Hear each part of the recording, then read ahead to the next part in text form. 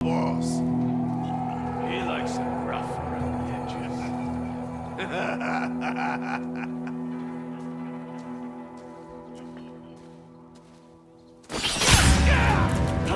What the? She killed him!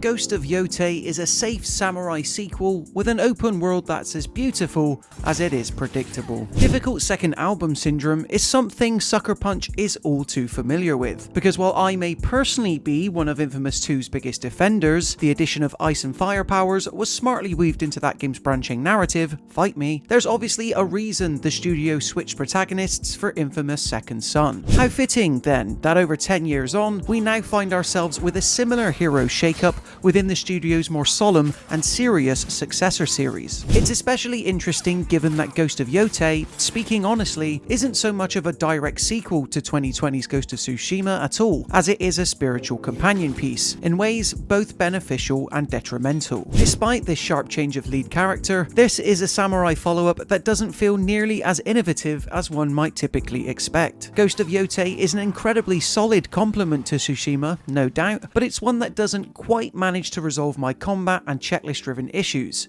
Instead, it merely chooses to dress them up differently. Starting off with the good, the attention to detail Sucker Punch has applied within this rendition of 17th century Japan is nothing short of astounding. Like the island of Tsushima before it, the region of Ezo, better known today as Hokkaido, is simply a beautiful place to inhabit. Forever cast underneath the shadow of Mount Yotei itself towering in the distance, some of the most fun I had as Atsu was simply riding my horse from one region to another, never knowing what unique stories and environments might await me next. I played in performance mode on a standard PlayStation 5, and even without the PSSR upscaling capabilities of Sony's Pro model, Ghost of Yotei works wonderful magic with art direction and scope. Sadly, it's when not exploring these enthralling new locales and jumping off my faithful horse where Sucker Punch's sequel begins to stumble. One of the main issues I had with Ghost of Tsushima, you see, was the feeling that I was just ticking boxes. Go to a fox den here to unlock new charm slots, take over this enemy camp to rid the region of Mongol forces. It was AAA open world game design 101. In fairness, Yotei does make a clear attempt to step away from that, further leaning into the world's more organic in-universe signposting to make reaching objectives and points of interest feel more natural. As a result, there are barely any traditional quest givers in Ghost of Yotei. However, while following main quest crumbs and bumping into side quest opportunities like myths and tales has been made more naturalistic, what's asked of you to complete them can still feel painfully repetitive. Fox dens are swapped out for wolf dens this time around, for instance, and trust me, once I'd rescued one or two of these dangerous doggos, I didn't need to do any more. If only somebody had told Sucker Punch that. Ghost of Yotei doesn't really get rid of the box ticking tasks from before then, it just disguises them slightly better and hopes you won't notice. Unfortunately, I did, and much sooner than I would have liked.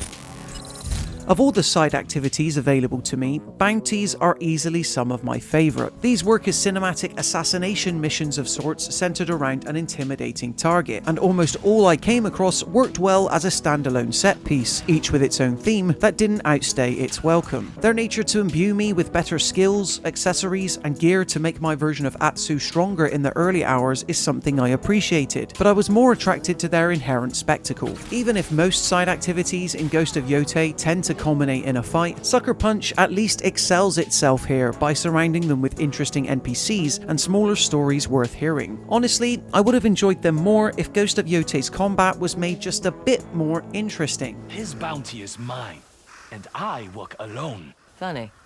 So do I.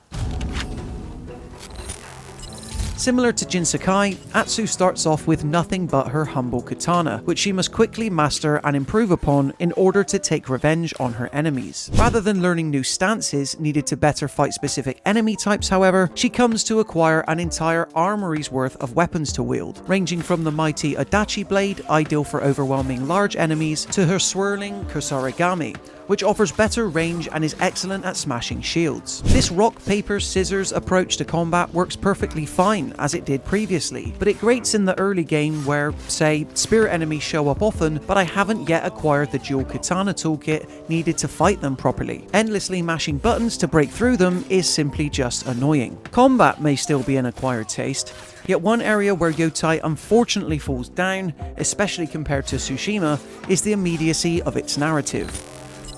Trying to rescue your uncle from the clutches of an evil warlord as Jin Sakai gave his journey a great sense of urgency, inspiring me to push forward in the hopes of getting him back. Atsu, by comparison, likes to take her time, since although she arrives back in Ezo in the hopes of claiming revenge against an evil group known as the Yotei 6 for slaughtering her family, it's 16 years later by the time we step into her sandals, and the meandering nature of main story quests actively encourages Atsu to slow down. This is her approach despite the menacing Lord Saito's reign continuing to make the lives of Ezo's inhabitants hell. I will say that, for as ambling as Atsu's journey can largely be, her character is much easier to empathize with than Jin ever was. To the extent I'd argue she actually has a personality. Being wronged at such a young age has given her a thirst for justice that I never failed to believe has been boiling for over a decade. I felt this in Erika Ishii's performance whenever I'd meet whatever NPC would next teach me the ways of their unique weapon or craft. Overall, Atsu is a lot less stoic, and it helps bring a slight splash of charm and drama to Ghost of Yotei's otherwise predictable narrative. Far from the evolutionary sequel I was hoping for, and as the change of protagonist and time period would suggest, Ghost of Yotei has largely ended up being Ghost of Tsushima again, just in a new setting